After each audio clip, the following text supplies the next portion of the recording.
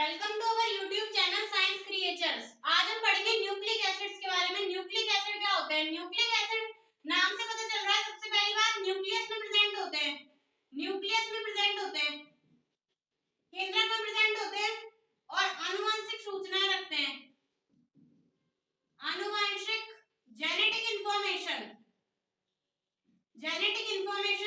रखते हैं अपने अंदर। ये होते हैं न्यूक्लिक एसिड। न्यूक्लिक एसिड हमारे सेल्यूलर पूल का 5 to 7% पार्ट होते हैं न्यूक्लिक एसिड।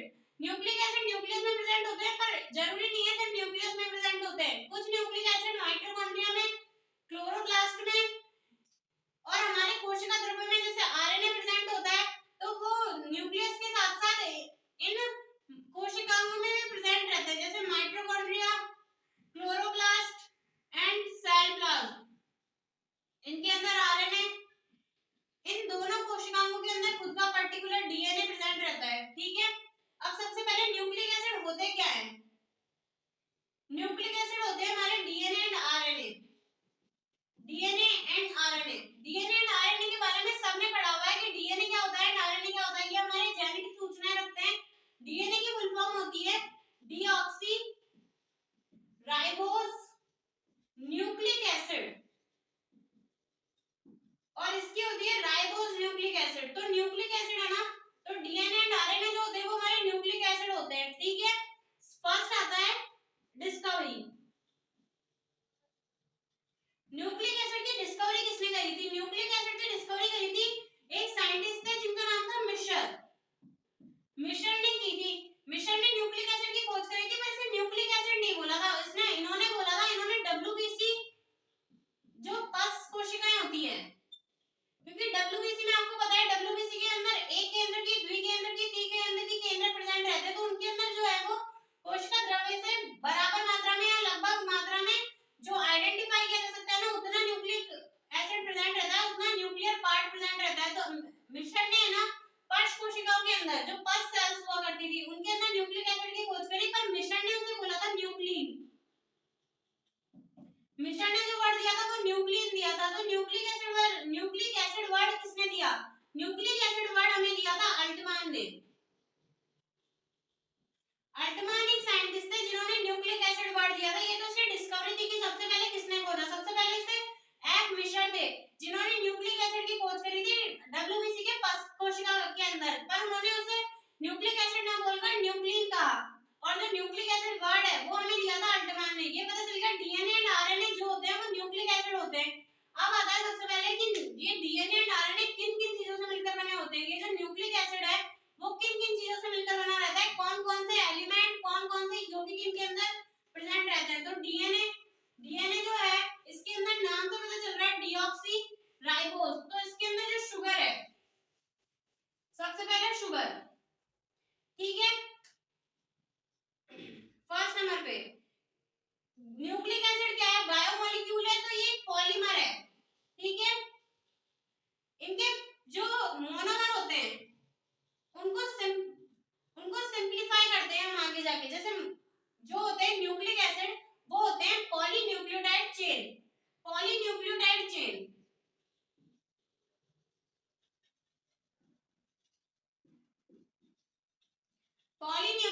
चेन तो इसके अंदर पॉली मतलब बहुत सारे न्यूक्लियोटाइड्स प्रेजेंट रहते हैं।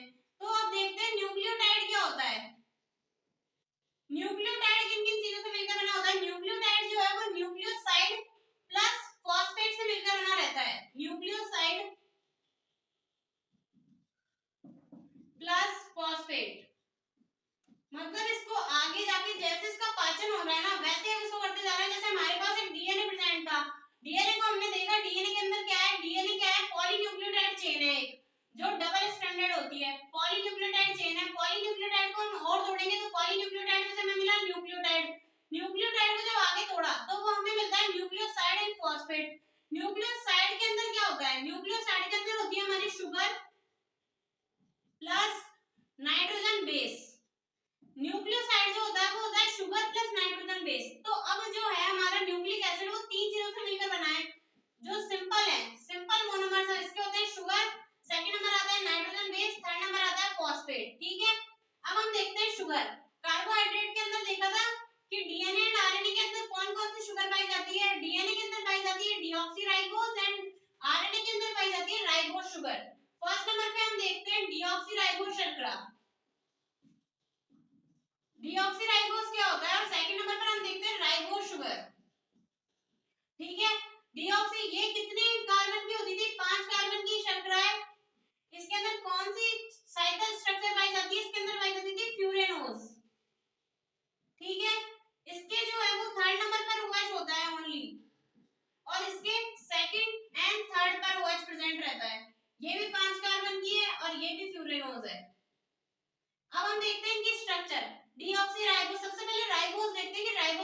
होती है, राइबोज होती है एक ऑक्सीजन और 4 कार्बन। फिर यहाँ पर हम लगाते हैं HOH, HOH एंड CH2OH। यहाँ लिखते हैं हम HOH, HOH, HOH and CH2OH। ठीक है, ये अब हम जो डीऑक्सीराइबोज होता है, डीऑक्सी का मतलब क्या है, डी मतलब कमी, ऑक्सी मतलब ऑक्सीजन की, एक कार्बन परमाणु से ऑक्सीजन की कमी होगी तो वो कार्बन परमाणु कौन सा होता है, 2 नंबर का कार्बन। 2 नंबर के कार्बन से कार्बन के ऊपर से OH में से H चला जाता है। यहाँ पर हम लिखते हैं H and H, H and OH, HOH and CH2OH। ठीक है, तो अब एक थी कि स्टेबिलिटी किसकी ज्यादा होती है और क्यों, ये एक इंपॉर्टेंट है कि स्टेबिलिटी डीएनए की, डीऑक्सीराइबोस शर्करा की स्टेबिलिटी ज्यादा है, राइबोस शर्करा की स्टेबिलिटी ज्यादा है, मतलब इन दोनों के कारण डीएनए की स्टेबिलिटी ज्यादा होती है आरएनए की बजाय। तो इसका कारण क्या है कि डीएनए की स्टेबिलिटी ज्यादा होती है, इसका कारण है आरएनए के अंदर कितने OH है, सेकंड नंबर के कार्बन एंड थर्ड नंबर के कार्बन पर 2 OH समूह प्रेजेंट है। तो यहाँ पर यदि कोई और क्रियात्मक समूह आता है तो उसके पास 2 ऑप्शंस होते हैं, या तो वो 2 नंबर के कार्बन से रिएक्शन कर सकता है या फिर वो 3 नंबर के कार्बन के रिएक्शन कर सकता है। लेकिन जब डीएनए या डीऑक्सीराइबोस शर्करा की बात करते हैं तो यहाँ पर सिर्फ हमारे 3 नंबर के कार्बन पर OH होता है, इसलिए यहाँ पर उसके पास कोई कंफ्यूजन नहीं रहता और डायरेक्ट रिएक्शन होती है। इस वजह से ये जो है वो स्टेबल होता है, मोर स्टेबल होता है आरएनए से। यहाँ तक न्यूक्लिक एसिड की शर्करा समझ आ गई। डीएनए एंड आरएनए के अंदर 2 शर्कराएं प्रेजेंट होती है, डीऑक्सीराइबोस एंड राइबोस। अब सेकंड नंबर पर हम देखते हैं फॉस्फेट, कि फॉस्फेट क्या काम आता है, ये तो हम बाद में जब पॉलीन्यूक्लियोटाइड पढ़ेंगे तब। फर्स्ट कंपोनेंट कंप्लीट हो गया, सेकंड कंपोनेंट है हमारा फॉस्फोरिक एसिड।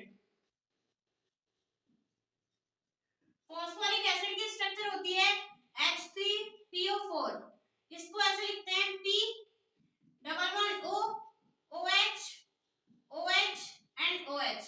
P जो होती है उसकी 5 संयोजकता होती है, इसलिए 5 बॉन्ड बनाता है, ऑक्सीजन की दोनों कंप्लीट हो गई।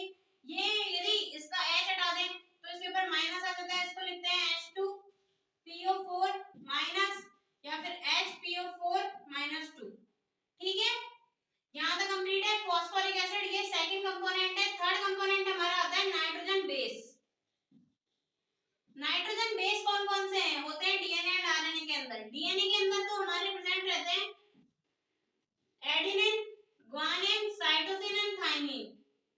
एंड आरएनए के अंदर ये सेम टू सेम प्रेजेंट रहते हैं ए, जी एंड सी, लेकिन इसके अंदर थाइमिन की जगह कौन सा होता है, यूरेसिल। तो नाइट्रोजन बेस को 2 भागों में बांटा जा सकता है। फर्स्ट आता है प्यूरिन एंड सेकंड आता है पाइरिमिडीन। ठीक है, पाइरिमिडीन। प्यूरिन जो होते हैं वो होते हैं adenine and guanine, adenine and guanine जो होते हैं वो प्यूरिन्स होते हैं, और पाइरिमिडीन्स होते हैं, इनका होता है CUT, cut. Cytosine, uracil and thymine. ठीक है, ये होते हैं प्यूरिन, ये होते हैं पिरिमिडीन। प्यूरिन जो है वो नाम कैसा है, छोटा, पिरिमिडीन नाम बड़ा, तो इसकी होती है नाम बड़े दर्शक छोटे। नाम बड़ा किसका है, पिरिमिडीन का। तो प्यूरिन जो है वो 9 सदस्यीय वलय होती है, क्योंकि इसका नाम छोटा है तो ये बड़ा दिखाई देगा, और पिरिमिडीन जो होती है वो 6 सदस्यीय वलय होती है। ठीक है, ये इस प्रकार होती है, और इसके अंदर एक बेंजीन प्लस एक 5 कार्बन की और चेन जो होती है वो प्रेजेंट रहती है प्यूरिन के अंदर। प्यूरिन के एग्जांपल है एडेनिन एंड ग्वानिन, पाइरिमिडीन के एग्जांपल है साइटोसिन, यूरेसिल एंड थाइमिन। फिर प्यूरिन के अंदर ऑब्वियसली नाइट्रोजन बेस है, तो नाइट्रोजन, इनकी श्रृंखला के अंदर नाइट्रोजन प्रेजेंट रहते हैं। प्यूरिन के अंदर first, third, seventh and ninth, इन स्थितियों पर नाइट्रोजन प्रेजेंट रहते हैं।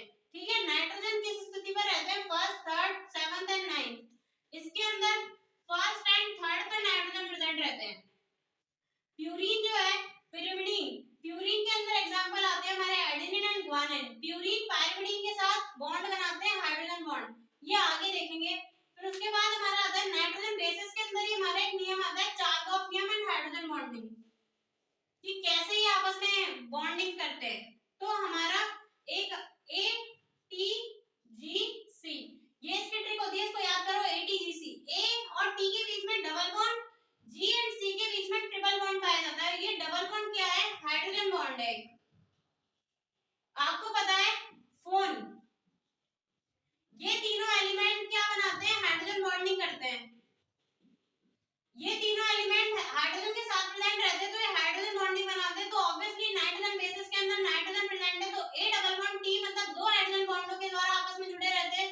जबकि जो ग्वानिन और साइटोसिन है वो तीन डबल बॉन्ड के साथ, तीन हाइड्रोजन बॉन्ड के साथ आपस में जुड़े रहते हैं। ठीक है, उसके बाद आता है कि एटी जो है वह डीएनए जिसके अंदर एटी ज्यादा मात्रा में पाया जाता है। सांद्रता तो होगी ए की संख्या, टी की संख्या, जी की संख्या, सी की संख्या। तो यदि एटी रिच डीएनए जो होता है वो हमारे अंदर मतलब यूकेरियोट्स के अंदर प्रेजेंट होता है, यूकेरियोट्स के अंदर। जबकि जो जीसी रिच होता है वो जीसी रिच डीएनए ये हमारा प्रोकैरियोट्स के अंदर प्रेजेंट होता है। ठीक है, ये पूछा जाता है जीसी रिच डीएनए किसके अंदर, जीसी रिच किसके अंदर होता है, जीसी ज्यादा मात्रा सांद्रता किसके अंदर पाई जाती है? प्रोकैरियोट्स के अंदर। जबकि एटी की जो सांद्रता है वो पाई जाती है यूकेरियोट्स के अंदर। अब हम देखते हैं कि एक नियम होता है चारगॉफ का नियम, क्योंकि हमें पता चल गया कि ए डबल बॉन्ड टी बनाएगा और जी ट्रिपल बॉन्ड सी बनाएगा। तो इंपॉर्टेंट आता है चारगॉफ का नियम, कि चारगॉफ का नियम क्या कहता है।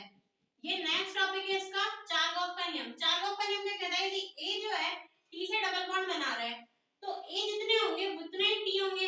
ये है यहाँ पर बराबर, इक्वल, कि ए टी के साथ बॉन्ड बना रहा है तो ए जितने होंगे उतने ही टी होंगे और जी जो होंगे वो उतने ही सी होंगे। ठीक है, चारगॉफ का नियम ये कहता है, चारगॉफ के नियम के अनुसार ए प्लस जी अपॉन टी प्लस सी, ए जितने होंगे उतने ही टी होंगे, जी जितने होंगे उतने ही सी होंगे।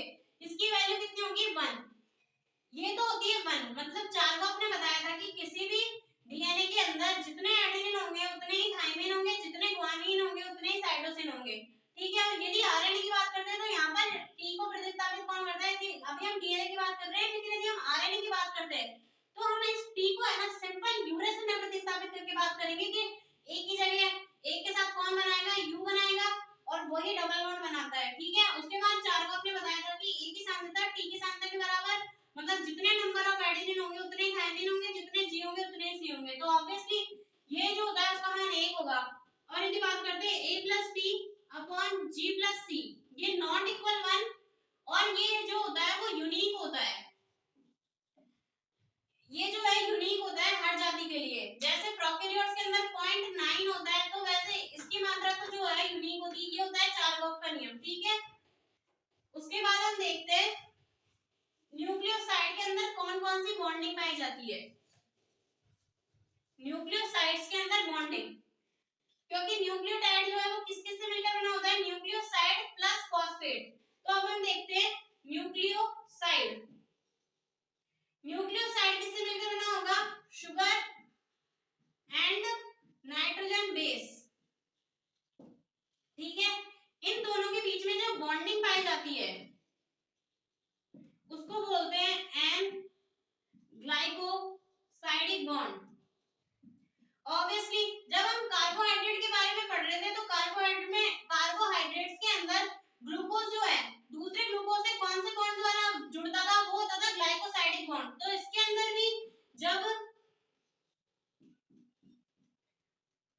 और यहाँ पर बनाते हैं नाइट्रोजन बेस, तो है वो जो है यहाँ पर एक H2O निकलता है और नाइट्रोजन बेस इससे ऐड हो जाता है। तो न्यूक्लियोसाइड की स्ट्रक्चर कैसी होगी?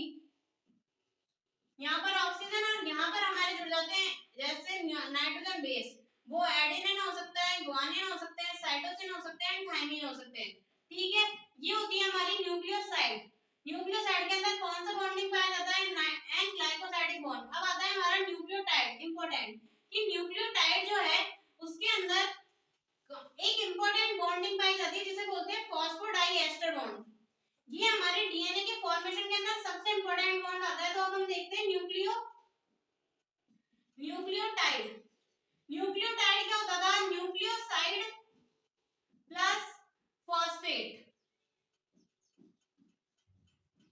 न्यूक्लियोसाइड प्लस फॉस्फेट, तो न्यूक्लियोसाइड हमारा हो गया सिंपल शुगर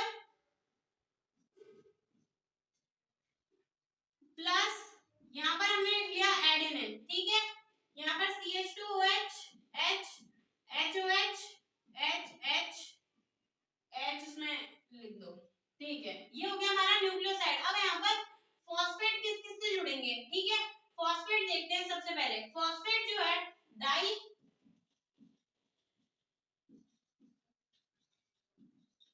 एस्टर बॉन्ड, ये एक इंपॉर्टेंट बॉन्ड है फॉस्फोडाइएस्टर बॉन्ड। फॉस्फोडाइएस्टर बनता है 3 नंबर के कार्बन एंड 5 नंबर के कार्बन के बीच,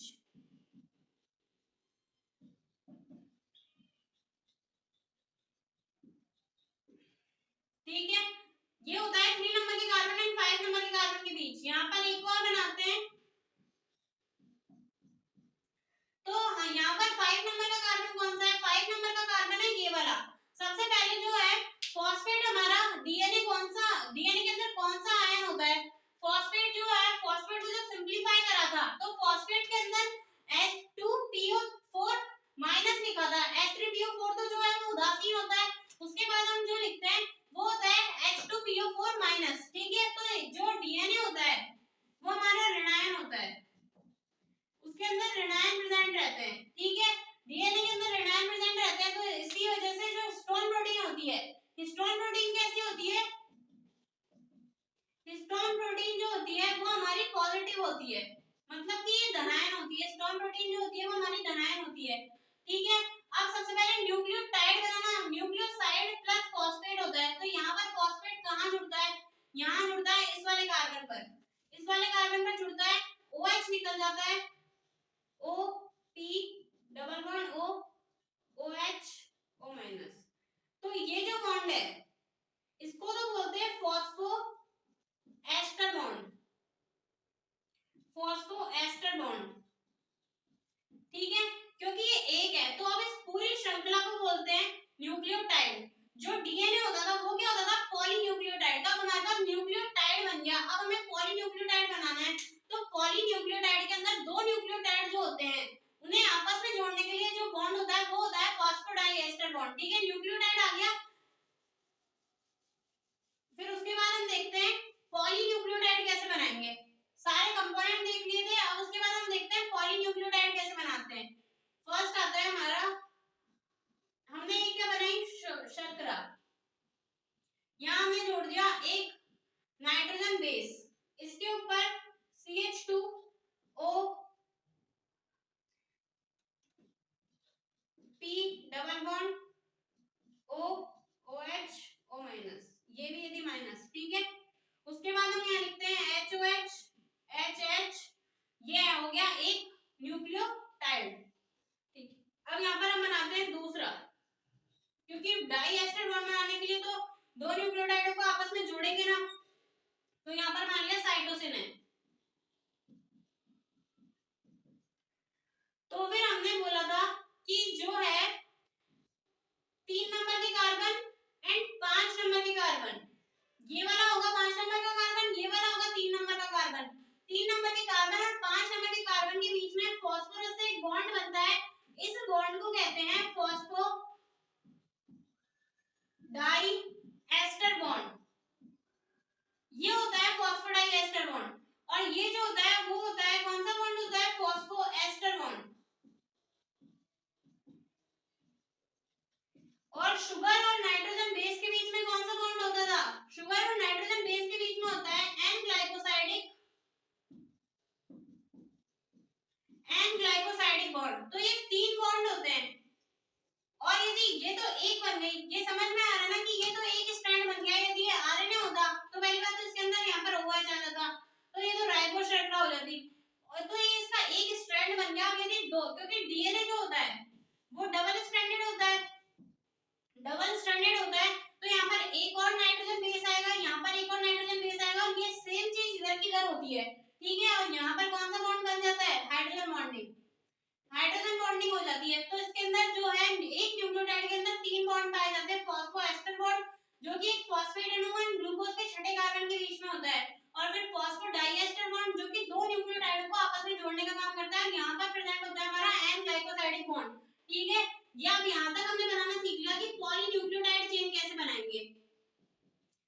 पॉलीन्यूक्लियोटाइड चेन। पॉलीन्यूक्लियोटाइड चेन को सिंपलीफाई कर लिया कि उसके अंदर क्या क्या हो सकता है। यहाँ तक पॉलीन्यूक्लियोटाइड चेन समझ आ गई। अब उसके बाद हम देखते हैं कि इनका नामकरण कैसे होता है। जैसे आप सबको पता है कि एक होता है एटीपी। एटीपी को सिंपलीफाई करके देखते हैं, इसी के अकॉर्डिंग सारे की सारे देखेंगे। एटीपी को फुल फॉर्म क्या होती है? Adenosine triphosphate. ठीक है, एडिनोसिन ट्राइफॉस्फेट। तो इसके अंदर सबसे पहले शर्करा कौन सी है? शुगर है हमारी एडिनोसिन, और यदि इसका nucleoside and nucleotide,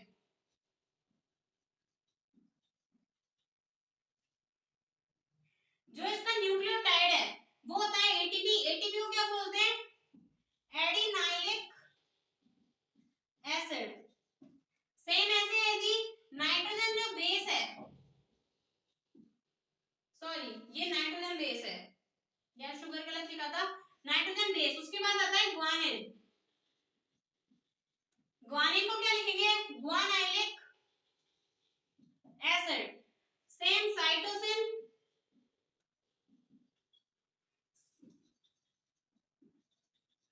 acid, cytidyl acid. उसके साइटिडाइलिक एसिड। उसके बाद कौन सा आता है? थाइमीन। थाइमीन को लिखते हैं डीऑक्सीथाइमीन लिख सकते हैं, या फिर लिखते हैं हम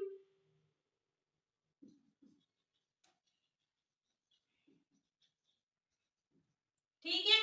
फिर उसके बाद हम जो एडिनोसिन होता है इसके अंदर कितने फॉस्फेट होते हैं? एटीपी की आपने स्ट्रक्चर देखी होगी, तो सबसे पहले एडिनोसिन बनाते थे और 3 फॉस्फेट समूह ऐसे जुड़े रहते हैं।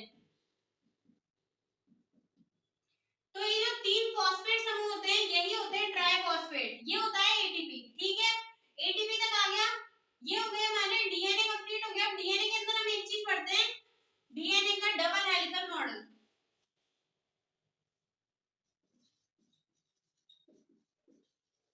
Double helical model, double helical model या डबल हेलिक्स मॉडल, ये सबसे पहले हमें किसने दिया था? Watson and Crick. Watson and Crick ने बताया था डीएनए का डबल हेलिकल मॉडल। डीएनए जो है उसके अंदर कुंडलन पाया जाता है, ये उन्होंने बताया था। डीएनए के अंदर जो है कुंडलन पाया जाता है, ये वॉटसन एंड क्रिक ने बताया था। वॉटसन एंड क्रिक ने कौन सी टेक्नोलॉजी की हेल्प से बताया था? उन्होंने बताया था एक्स-रे क्रिस्टलोग्राफी।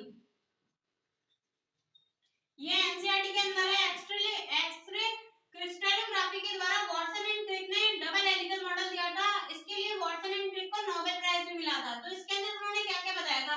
ये हमारा एक डीएनए मॉलिक्यूल है, तो उन्होंने बताया था इसका जो व्यास है, मतलब ये यहाँ से इसका जो व्यास है वो कितना होता है? 20 एंगस्ट्रॉम। और एक फॉइलिंग, वन फॉइलिंग के अंदर 10 बेस पेयर होते हैं, जो कि हमारा बीडीएनए होता है। डीएनए के टाइप्स होते हैं बीडीएनए। बीडीएनए के अंदर और हमारे डीएनए जो सिंपल ह्यूमन डीएनए की बात करते हैं उसके अंदर राइट हैंडेड कॉइलिंग पाई जाती है। राइट हैंडेड कॉइलिंग प्रेजेंट होती है। कॉइलिंग जो है इसके अंदर जो एक कॉइल होता है उसकी लेंथ कितनी होती है? 34 एंगस्ट्रॉम। 34 एंगस्ट्रॉम होती है। और इस एक जो घुमाव है, मतलब ये जो टर्न है, उसके अंदर ये 360 डिग्री पर घूमता है। पूरा टर्न लेने तक ये 360 डिग्री तक घूमता है। और एक कुंडलन के बीच में 34 एंगस्ट्रॉम का अंतर होता है। और एक कुंडलन के अंदर बेस पेयर कितने होते हैं? 10 बेस पेयर। तो एक बेस पेयर के बीच में कितने का अंतर होगा? 3.4 एंगस्ट्रॉम का अंतर होता है। ये है हमारा डबल हेलिकल मॉडल। ठीक है, अब इसके बाद टाइप्स ऑफ डीएनए के अंदर हमारे ए प्रकार का, बी प्रकार का, डी प्रकार का डीएनए प्रेजेंट होते हैं, जिसके अंदर जो इंपॉर्टेंट और पूछा जाने वाला डीएनए है वो है डी डीएनए। क्योंकि जो बाकी प्रकार के डीएनए होते हैं उनके अंदर सेम हमारे अंदर कौन सा प्रकार का डीएनए पाया जाता है? B DNA. तो जो बाकी बचे हुए रहते हैं उन सबके अंदर राइट हैंडेड कॉइलिंग पाई जाती है, राइट हैंडेड। लेकिन इसका नोट होता है जेड टाइप डीएनए।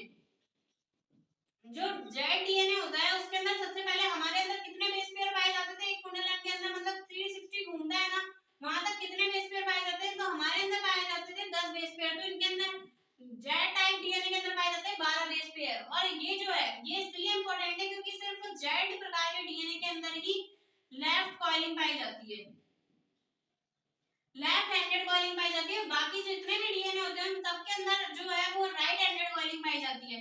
अब हम देखते हैं, हमने इतना सारा पढ़ लिया तो हम देखते हैं RNA. Ribose nucleic acid same वही है, पॉलीन्यूक्लियोटाइड श्रृंखला बन जाती है, पर ये सिंगल स्ट्रैंडेड होता है,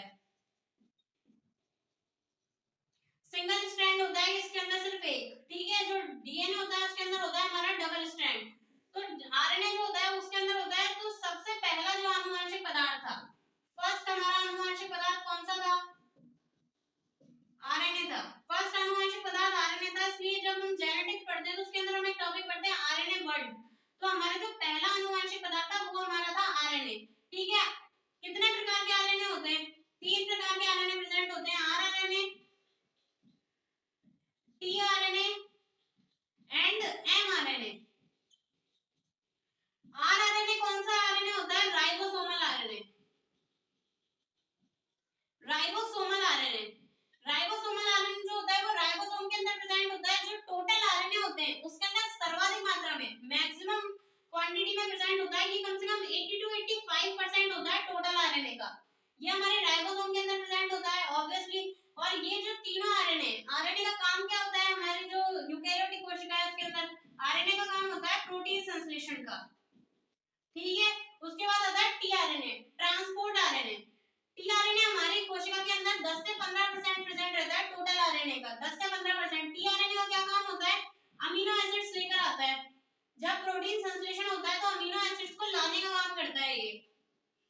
टीआरएनए जो होता है वो सॉल्युबल होता है, ठीक है। अब हम देखते हैं एमआरएनए, एमआरएनए क्या होता है, मैसेंजर आरएनए। मैसेंजर आरएनए कितने परसेंट होता है, 5 to 7% होता है मैसेंजर आरएनए। मैसेंजर आरएनए जो है वो जेनेटिक इंफॉर्मेशन रखता है, क्योंकि जब राइबोसोम के ऊपर एमआरएनए आता है तो एमआरएनए से ही तो जेनेटिक सूचना मिलती है, और टीआरएनए जो है वो इसकी सूचना के अकॉर्डिंग तो हमें अमीनो एसिड्स लाता है और पॉलीपेप्टाइड चेन बनाकर प्रोटीन का फॉर्मेशन करता है। ये तीनों प्रोटीन फॉर्मेशन में मददगार होते हैं, ऑब्वियसली प्रोटीन फॉर्मेशन करते हैं, ठीक है। उसके बाद एक बाकी जो न्यूक्लिक एसिड है वो जेनेटिक्स में पढ़ेंगे। इसके बाद एक और नोट देख लो कि सेंट्रल डोग्मा क्या होता है। सेंट्रल डोग्मा जो है आपने देखा होगा, डीएनए से डीएनए, डीएनए से डीएनए बनना क्या कहलाता है, रेप्लिकेशन, और डीएनए से आरएनए बनना ट्रांसक्रिप्शन। डीएनए से आरएनए का निर्माण केंद्रक में होता है, आरएनए से आरएनए, आरएनए से प्रोटीन। आरएनए जो है वो डीएनए की सूचना को लेकर आया और उसने टीआरएनए एमआरएनए की मदद से प्रोटीन का फॉर्मेशन किया, तो इस चीज को, इस अनुलेखन को क्या बोलते थे, ट्रांसलेशन। और ये जो है वो कभी भी उल्टी नहीं चलती है, डीएनए से आरएनए ही बनेगा, तो इसको बोलते हैं central dogma, central dogma theory, ठीक है। बट जब हम इसका एक्सेप्शन कौन सा है, रेट्रोवायरस, रेट्रोवायरस, रेट्रोवायरस का आनुवंशिक पदार्थ कौन सा होता है, आरएनए। लेकिन जब उसे सूचनाएं प्रोवाइड करानी होती है तो आरएनए से, उसके अंदर आरएनए से डीएनए बनता है, तो इस चीज को बोलते हैं रिवर्स